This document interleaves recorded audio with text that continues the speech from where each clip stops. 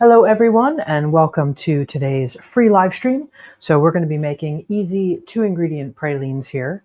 You can feel free to say, for those of you that are on the live here, you can feel free to say hello in the comments. You will be joining via YouTube. So if you see an option for private chat versus open chat, you want to use that open chat vibe. And feel free to say hello, ask your questions as we go along, of course. See some people coming in at the moment. And we have, no, we'll get started now. So welcome. And so we're going to make our 2-ingredient pralines here. Now, a praline is traditionally caramelized nuts and then made into a paste. So that's a praline paste. And then from there, you can use that praline paste in your desserts. You could use that praline paste in the way that we're going to today, which is to mix it with chocolate and create little pralines that we're going to dip in chocolate. So what we're going to do is I have some peanut butter here, and this is a chunky peanut butter. And you can use any nut butter. So I've just added a link to the recipe for this on my website. It's very simple. It's just nut butter and chocolate, melted chocolate. So you can use white chocolate, blonde, milk, dark, whatever you want. But if you want the nut butter itself to really stand out in terms of its flavor, then you'll want to use something like white chocolate or blonde chocolate. So you really get the flavor, but then also you get the color variation between the nut butter and then the chocolate shell as well. So you're thinking about the kind of overall look and feel of the praline. Hello, Claudine, and welcome. Nice to see you. Thank you for coming. So I'm just going to grab some white chocolate here. Now, I melt my chocolate down in a pan on the stove. So we're just doing a small batch here. So this is 30 grams of white chocolate. I make my own white chocolate, but you can use any kind of white chocolate that you like. If you make your own, that's also fine. And I'm just going to mix that in here with the peanut butter. So we'll get that into the bowl as well.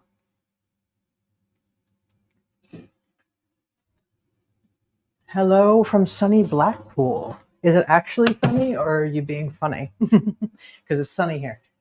Okay, so we're just going to mix these two together, and then I'm going to temper the mixture. You don't have to temper yours if you don't want to. What tempering does over a longer period of time is stops it from going kind of, what's the word? Crumbly is a good word. And it keeps it a little bit more stable. So let's just see what the temperature is at the moment. So I'm going to temper using cocoa butter silk. So if you're tempering in another way, you can temper however you'd like, but I use cocoa butter silk. And there's a free live stream on my website for how to make cocoa butter silk if you'd like to do that yourself at home, and also about like what it is and that.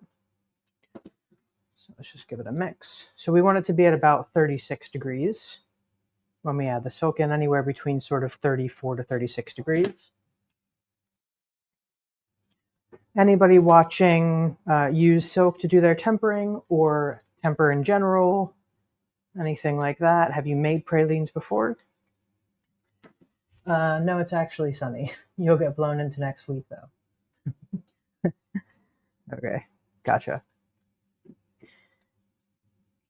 Okie dokie. So we're going to add our silk into this mixture now. And that's not a whole lot of chocolate in there, so we only need about half a gram of silk. We're going to get that well mixed through. So silk is a tempering aid, and it goes in anywhere between sort of 33.5 degrees up to 36 degrees, depending on the mixture. Sort of for me, it's depending on the amount that you're actually, working with. And then from here, you don't have to add anything else to it. The nut butter itself will really take care of the flavor here, and the white chocolate, for me, white or blonde chocolate really lets the nut itself kind of come through. And that's really what we want here. So I'm going to just elevate that by adding a little bit of medicine flower vanilla extract. You don't have to use this particular brand, but any kind of vanilla is a really good flavor enhancer, like a natural flavor enhancer. So we're going to mix that through. And then once that's mixed through, we're good to go. So for the moment, I'm going to pop that to the side. And this is a silicone mold. You can use any kind of silicone mold that you have. It doesn't have to be this particular one. And I'm going to put it on a tray to just add a little bit of stability. And these are graham crackers that I made. But you can put anything into the mold cavity that gives a little bit of crunch or a little bit of chew, maybe crystallized ginger, chocolate flakes, sea salt, roasted cocoa nibs, all would be really nice choices. The graham cracker here will really, if you're American and you've had graham crackers, you'll understand that that's going to pair really nicely with peanut butter.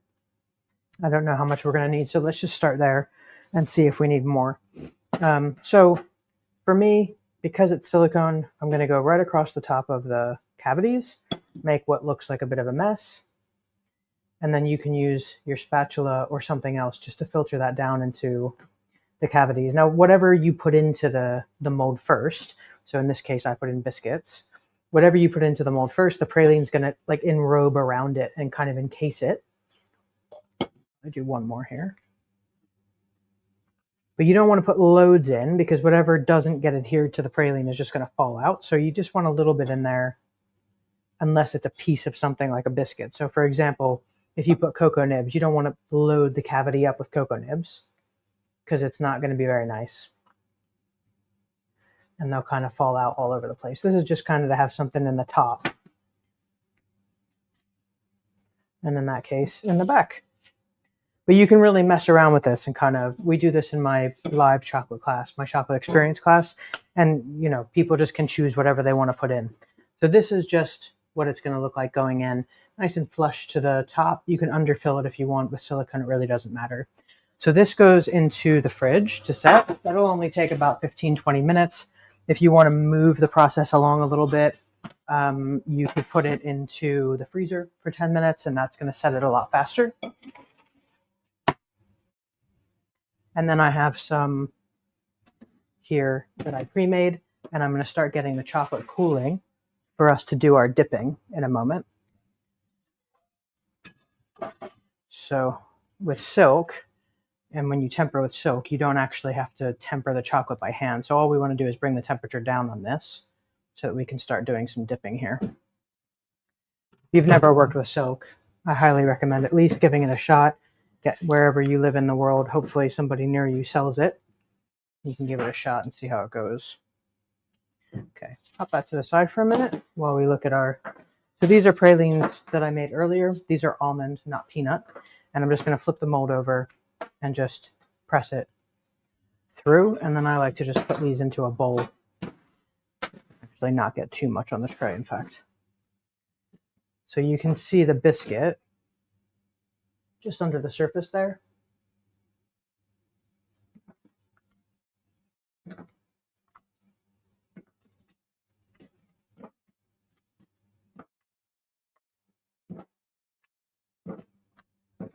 And then this is going to be a nice little lesson in dipping stuff in chocolate, which always tends to bring up lots of different difficulties for different people.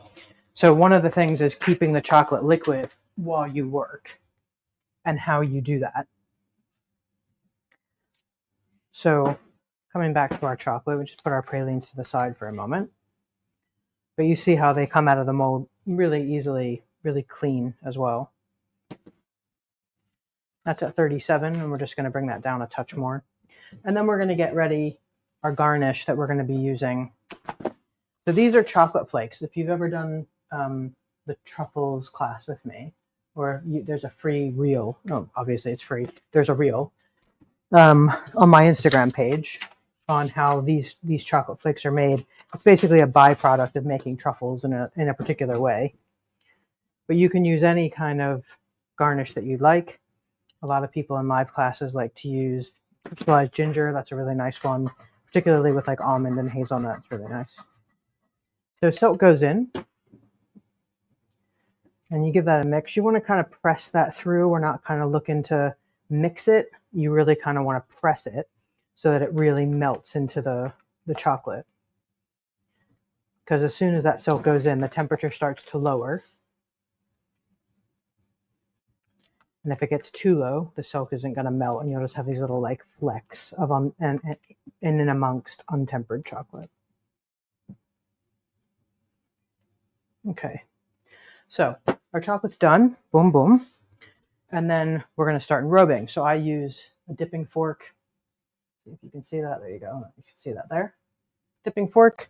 And then I use another just different dipping fork for getting it off of the fork. So I'm going to put that here. I'm going to take our first praline, drop it in, tilt the bowl to the side, flick the chocolate over, just entice that up through the middle of the bowl. No dragging up the side because you're going to get drag marks. And then gentle taps. And once that chocolate starts to slow down, gentle wipe on the side, bring it right to the sheet, and a quick swipe like that to get it off. And then a few chocolate flakes. You can do sea salt on top. If you want to do sea salt, it's kind of nice to let it sit for 30 seconds or so before you put the salt on, because then you'll see the white of the salt. If you put it on straight away, the salt doesn't dissolve, but it kind of like goes into the chocolate, so you don't really see it anymore.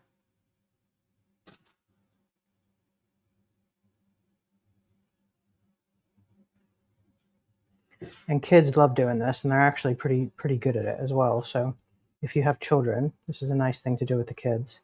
As you work, depending on the room temperature, depending on the temperature of the pralines, they've just come out of the fridge, your chocolate's going to cool. And I can feel that it's cooling, but I'm going to give it just a minute longer. And then we're going to heat it. And I'm going to heat it using a heat gun. You can use a hair dryer if that's sort of all you have. That also works. A heat gun will just be a lot hotter. A hair dryer is kind of, you know, because it's supposed to go on your scalp, so it's not going to be that hot, is it? So sort of from above, not too close. We don't want to take it out of temper. And we're just going to get some heat on there. And that'll thin back out, and you'll feel it when you go to do your next bit of enrobing. You'll feel that it's a lot easier to work with now. And it's just a touch of heat. You don't need a whole lot. But if you are new to working with chocolate, then you'll want to use your heat, your thermometer, and just make sure that you've not taken it out of temper. And it comes out of temper around 34 degrees.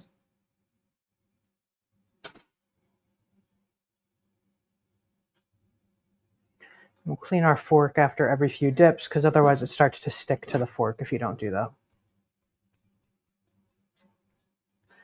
And you get the idea. So it's just like this over and over and over again until you finish. And you want to just keep heating it every now and again, because you don't want it getting so thick that it's difficult to work with. With chocolate, you do have times of moving quite quickly, and then times where you need to just slow down a moment, fix things, adjust things, etc. So how is this for everybody that's on live at the moment? Any questions as we go along here? Anything that you'd like to ask? Could be about this, could be about anything, really.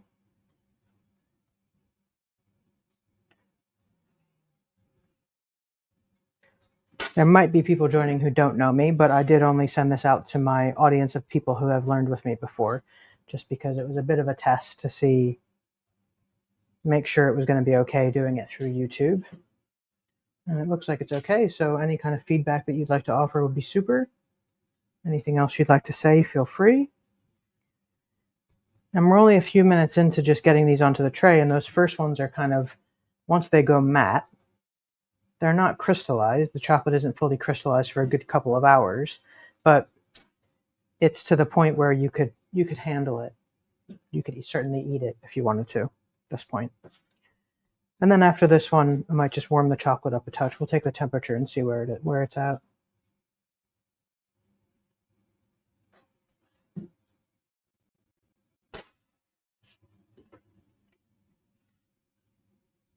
$31, but that's okay.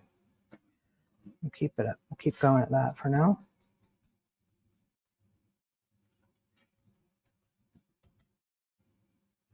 If it was sort of 30 or under, I'd want to give it a little bit of heat. Or if it was feeling like it was difficult to work with, then that's an indication that it might be over tempered at that point. Which just means that the temperature's gone up and down so much that it's created more and more beta crystals. And then it becomes over tempered. How many times can you rewarm? So it's a good question. You can do it as much as you like until it gets to a point where either it's very difficult to work with, because what happens when it over crystallizes is it gets very thick. So you can keep going for a while, and the chocolate will show you because it'll just get really difficult to work with, even at higher temperatures of like 30 to 32 degrees. It's going to be really thick, and that's when you know it's over crystallized. If it goes beyond that, then your chocolates will start to have streaks on them, and then that's another indication that it's over crystallized at that point. How many times or for how long can you rewarm the chocolate? I've had issues with keeping the chocolate tempered. So when you say you've had issues with keeping the chocolate tempered, how do you mean? What happened for you? So these are the first ones we did, and they can just start to be, they're not fully crystallized yet, but you can start to kind of just shift them around if you need a little bit of space on your tray, which I do. About streaks, yeah. So when chocolate, so she said, Joanne, I think it is, yeah, said that when she heats her chocolate a lot over and over, so it's a heating and cooling process, that streaks begin to form. And that is a natural byproduct of what will happen when chocolate is over crystallized. So either under crystallization or over crystallization, and you will get that. So it's just a lot of beta crystals, because when chocolate is heated and cooled constantly over and over and over again, it creates more and more beta crystals. The only solution really is to bring your chocolate out of temper completely and retemper it. And then you can continue on again, but it should take quite a while before that actually happens. There we go. Boom. So that's our chocolates. You're very welcome. I hope that's helpful. See how you get on. Hopefully that helps with your chocolate work. Okay, so here's our chocolates, our pralines. I'll just get a knife and cut one open.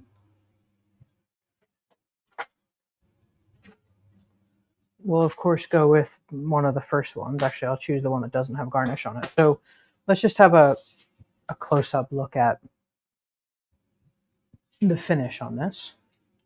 I have to zoom the camera in so it focuses. There we go. That's a pretty beautiful finish for a dipped chocolate. I find that dipped chocolates, and I'll show you one with the garnish on, I find that dipped chocolates are the most challenging to keep streak-free. But since using silk, I've never had an issue with it. It's just such great stuff. And then this is the inside of our praline. Let's see if that will, just one sec, sorry about that. Focus, there we go. See that biscuit in the middle? Now, if we really wanted that biscuit to stand out, we could do like a milk chocolate center, and then you'd really see the biscuit stand out. Just gonna pop this down, and we'll look at some questions here.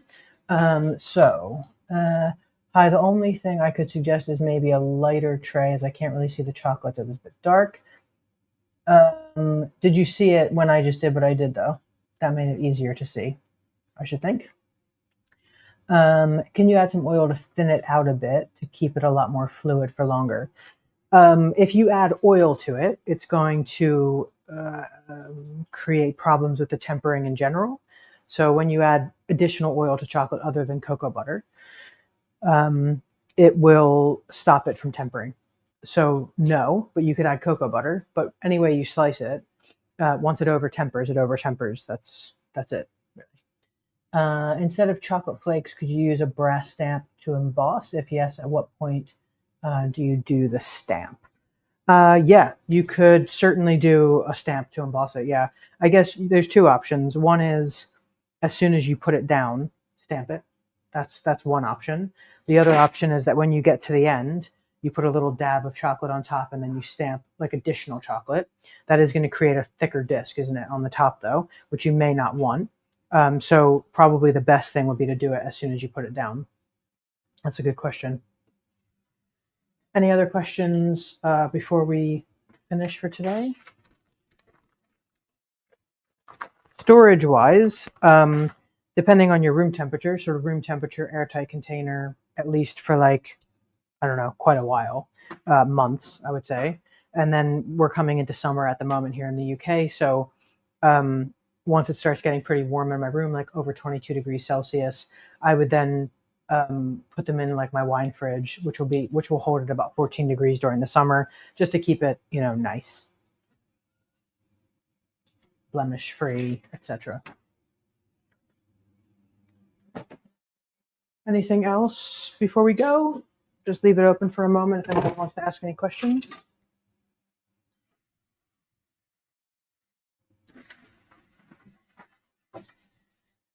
This video recording will live on YouTube, so if you want to come back and watch it again for any reason, it's here for you. No more needing to like download it like with other classes I've done in the past.